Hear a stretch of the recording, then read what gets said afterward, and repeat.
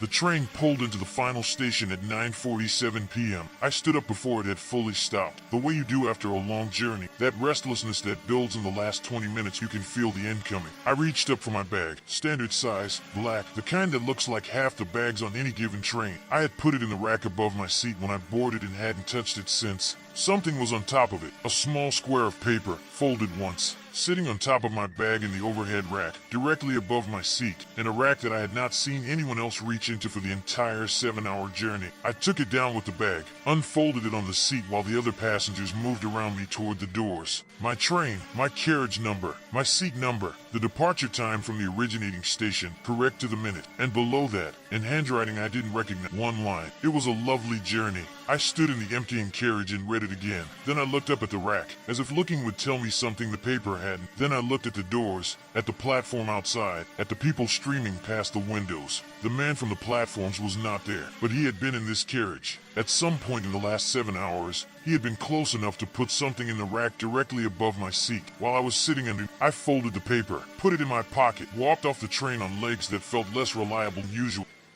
It was a work trip, 7 hours each way, an overnight stay, a meeting that could not have been done remotely, the kind of travel that used to be more common and is now rare enough to feel slightly out of time. I had taken this particular line before, years ago, long and direct, cutting across the middle of the country, the landscape changing slowly outside the window from city to flat farmland to low hills and back again. I had booked a window seat in a quiet carriage. I had a book, a podcast downloaded, the duller stretches, food in a bag. The kind of journey you prepare for properly because you know it's going to be a while. The train left on time. I found my seat, settled in, watched the city fall away outside the window. The carriage was about 2/3 full, families, a few business travelers, a group of students taking up the table seats further down. The ordinary population of a long-distance train on a Tuesday afternoon. The first station stop was 40 minutes in, a small regional hub. Most passengers stayed on. A few boarded. I was watching without watching, the unfocused gaze you fall into on long journey, taking in the platform without really processing it. Then I processed it. A man standing at the far end of the platform, not waiting to board, standing apart from the small cluster of passengers near the doors, further down, in the area of platform that the train didn't quite reach.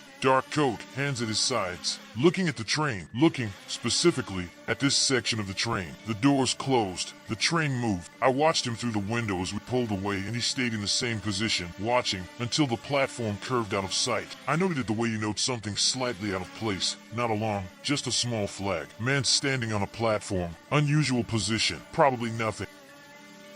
The second station was an hour and 40 minutes later. A larger town, longer stop, 4 minutes on the board. I was reading by then, half attentive to the platform outside. I looked up at some point during the stop and scanned the platform the way you do automatically, the habit of watching movement through windows. He was there, same coat, same stillness. Further down the platform than the boarding area, standing apart, looking at the train, looking at this carriage. I put my book down. I watched him for the remaining 2 minutes of the stop. He didn't move toward the doors. He didn't look away. When the train began moving, he stayed exactly as, tracking the windows as we pulled out, until I lost him to the bend in the track. I picked my book back up and read the same paragraph 4 times without taking any. Between the second and third stations, I did the calculation I had been avoiding. The distance between the first station and the second was approximately 90 miles. There was no direct road route. I knew this area loosely, enough to know the geography was awkward. That getting from one station to the other ahead of a train that had left 40 minutes earlier would require either an implausible connection or a car journey that the roads didn't really support in that time. Not impossible. Unlikely enough to notice.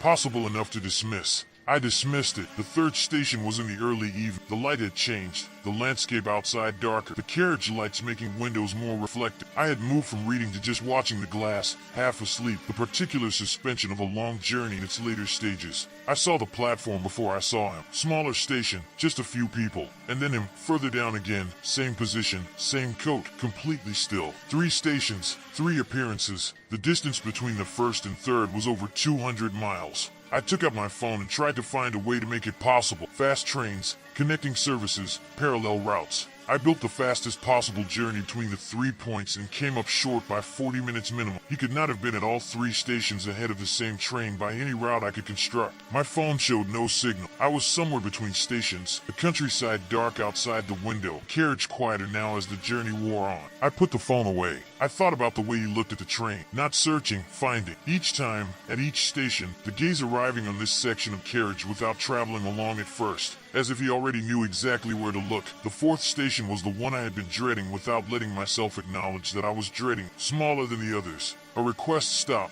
The train only halted if passengers had indicated they were boarding or alighting. I had not indicated. The train was not scheduled to stop. It slowed. I sat up. It slowed enough that I could see the platform clearly. Short platform, no shelter, a single light. And the man, in the same position he had occupied at every other station, the same coat, the same stillness, but closer to the train than he had been before. Near enough that when we drew level, the train moving slowly, not stopped, just passing, I could see his face clearly for the first time. He was looking directly at my window, not at the carriage, at this window, at me, and then he smiled, slow and unhurried, the smile of someone who has found what they were looking for and is in no rush about what comes next. The train accelerated. The platform fell away. I turned to face forward and sat very still with my hands flat on the table and paid close attention to my own breathing until it steadied. The woman across the aisle was asleep. The carriage was quiet. Everything was exactly as it had been, except that I now knew the man's face and I knew what it looked like when it was aimed at me, and I knew that he was not at those platforms by accident. For the remaining 90 minutes of the journey, I did not look out the window. I was aware, in the specific way you become aware of things when you are trying not to think about them, that there were several more stations between where we were and the terminus.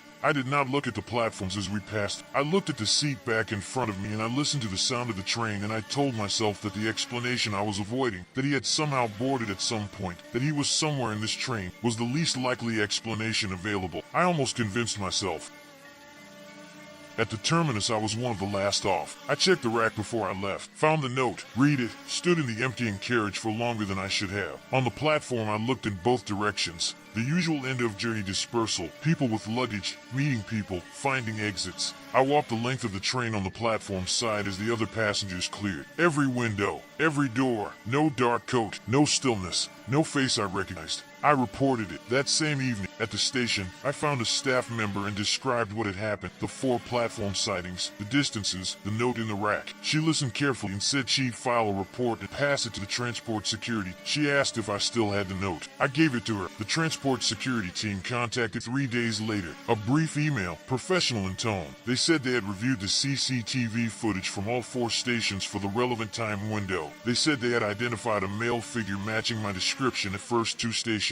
At the 3rd and 4th stations, the relevant cameras had been offline, routine maintenance, they said, unrelated to my report. They said they had found no record of the individual boarding the train at any point during the journey. They said the carriage CCTV showed no one accessing the overhead rack above my seat other than myself at the start of the journey. I read that last line several times. No one had accessed the rack. The camera had seen no one, but the note had been there. I have taken trains since. Not that line. I found other routes, longer ones, less direct. I sit in aisle seats now, not window seats. Old habit gone, replaced by something I don't have a clean name for. A preference, I tell myself. Just a preference. Last month a colleague mentioned she'd taken that same line for a work trip. I asked how it was. She said fine, long, but fine. She said there was a strange moment at one of the stations, somewhere in the middle of the journey. A man on the platform who seemed to be watching the train very deliberate. She said it was probably nothing. She said he was just standing very still in a dark coat. I asked which station. She said she couldn't remember exactly. Somewhere in the flat stretch,